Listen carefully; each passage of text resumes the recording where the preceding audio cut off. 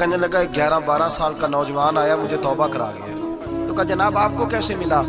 تو وہ شخص کہنے لگا حضور کل میں گیا بازار, میں نے بغداد کے چوک سے 10 کلو مچھلی بھی خرید لی اور کچھ اور ضرورت کی چیزیں بھی, مہمان آنے تھے, وہ سارا کچھ خرید کے میں جب نکلا تو سامان زیادہ ہو گیا.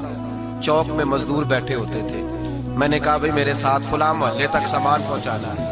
وہ بچہ کہنے لگا چچا اگر میں چلوں تو, میں نے اس کو ایڈریس وغیرہ بتلایا تو 3 دینار مزدوری طے ہو گئی سامان گھر پہنچانے کی.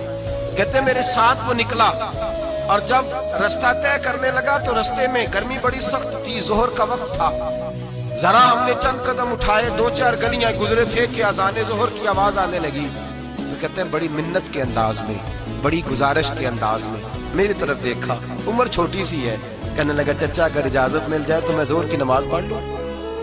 کہتے ہیں میں ایک جگہ پھٹے پہ بیٹھ گیا اور گپے کرنے لگا, سامان وہاں رکھا, میں نے کہا پڑھ لے نماز.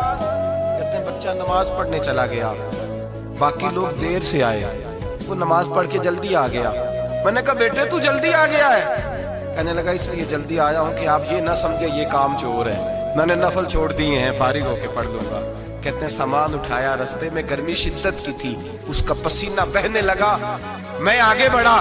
میں نے کہا بیٹے سامان تھوڑی دیر کے لیے مجھے دے دو, گرمی زیادہ ہے. کہنے لگے میں آپ کو نہیں دے سکتا, اس لیے کہ 3 دینار مزدوری گھر پہنچانے کی طے کی ہے, میں پھر مزدوری پوری نہیں لوں گا, پیسے کم لوں گا. کہتے ہیں میں محو حیرت ہو گیا, اس جوان کی بات نے میرے سارے وجود تھر تھر کبا ڈالا کہ اس دور میں اس قسم کے لوگ. کہتے ہیں گھر لے گیا اس کو, میں سامان رکھا, میں نے کہا تم یہاں ٹھہرو میں 3 دینار مزدوری لاتا ہوں. کہتے ہیں پیسے لینے گیا تو بیوی کو بتایا بڑا نیک ہے, بڑا پرہیزگار جوان ہے. کہنے لگی روٹی پکی ہوئی ہے, اسے کہو دوپہر کا کھانا کھا لے. کہتے ہیں میں باہر گیا, 3 دینار تھمائے, میں نے کہا بیٹے ایک بات مانو گے؟ تو کہتے ہیں 3 دینار دے کے کہنے لگا اب تو آپ مالک ہو گئے, میں نے نمک کھا لیا ہے, اب تو ہر بات مانوں گا. اصلہ نال جی نیکی کریے نسلہ تاک نہیں بھول دے, میں اب ہر بات مانوں گا. تو میں نے کہا دوپہر کا کھانا کھا لو. کہتے ہیں اس کی گردن جھک گئی اور بڑے دھیمے لہجے میں کہنے لگا میں نہیں کھا سکتا, میں نے روزہ رکھا ہوا ہے, روزہ رکھا ہوا ہے, نفلی روزہ رکھا ہوا ہے. کہتے ہیں میں اور پریشان ہوا, میں نے فوری طور پہ سوال کیا کہ اب تو کدھر جائے گا؟ تو کہنے لگا اب میں کہیں نہیں جاؤں گا, میرے 1 دن کا خرچہ میرے ماں باپ نے جو ڈیوٹی لگائی ہے وہ 3 دینار ہے, پورا ہو گیا ہے. اب میں باقی جو وقت بچے گا یا قرآن پاک کی تلاوت کروں گا یا محمد عربی پہ درود و سلام پڑھوں گا. میں نے کہا افطاری کر لینا. کہنے لگا مجھے مسجد بتا دو, میں جا کے اللہ اللہ کرتا ہوں, مجھے شام کو لے آنا. افطاری ہمارے ساتھ اس کی طے ہو گئی, مسجد چلا گیا.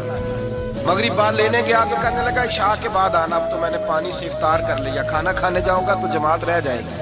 کہتے ہیں عشاء کے بعد میں لایا, اس کو کھانا کھلایا, رات گہری ہو گئی تو میں نے کہا تو سو نہیں جاتا؟ کہنے لگا کوئی حرج نہیں, کبھی دور مزدوری کرنے نکل جاؤں تو رہ بھی جاتا ہوں, گھر والوں کو پتا ہے. کہتے میں نے مسافر خانہ کھولا, یوں سمجھیے ڈرائنگ روم بیٹھک میں نے کھولی, اس کو سلا دیا.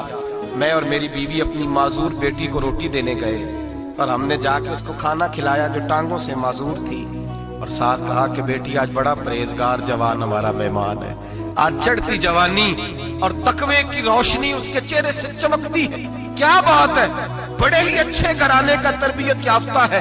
کہتے ہیں بچی کو کھانا کھلا کے لوٹے, اپنے کمرے میں سو گئے, بیٹی اپنے کمرے میں لیٹ گئی. ترس گئے تھے کہ بیٹی قدموں پہ چلے. تہجد کا وقت ہوا تو دروازے پہ دستک ہوئی, بڑی بے چینی کے ساتھ اٹھے میاں بیوی, کون ہے؟ بیٹی کی آواز آئی ابا جی دروازہ جلدی کھولیں. کہتے ہیں کلیجے پھٹنے لگے, ذہن بکھرنے لگے, سوچے ہیں کہ وہ 2-1 منٹ ہمارے اوپر پہاڑ بننے لگے. دروازہ کھولا تو وہ بیٹی جس کے لیے ترس گئے تھے کبھی چلے گی, وہ اپنی ٹانگوں پہ کھڑی ہے, کبھی دوڑ کے ادھر جاتی, کبھی دوڑ کے ادھر آتی. کہتے میں تڑپ گیا. بیوی بھی رونے لگی, بیٹے یہ کیا ہوا؟ ہم تو مایوس ہونے لگے تھے معاذ اللہ کہ اب تو ٹھیک نہیں ہوگی, کیا ہوا؟ کہنے لگے ابا جی اماں جی آپ نے بتایا نا نیک جوان آیا ہے, نیک آیا ہے, تو میں آپ چلے گئے تو میرے دل میں خیال آیا اے اللہ اگر وہ واقعی نیک ہے تو اس کے صدقے مجھے شفا ہی عطا فرما دے. یا ایھا الذین آمنوا اتقوا اللہ وابتغوا الیہ الوسیلہ, اے اللہ صحت ہی دے دے. کہتے ابھی میری دعا بھی پوری نہیں ہوئی کہ میرا وجود حرکت کرنے لگا, اور یہ دیکھو میں اٹھ کے کھڑا ہو گئی ہوں. کہتے ہیں ہم لوگوں نے یہ دیکھا تو بھاگے اس کے کمرے کی جانب, جب دروازے پہ ہاتھ رکھا تو دروازہ کھل گیا.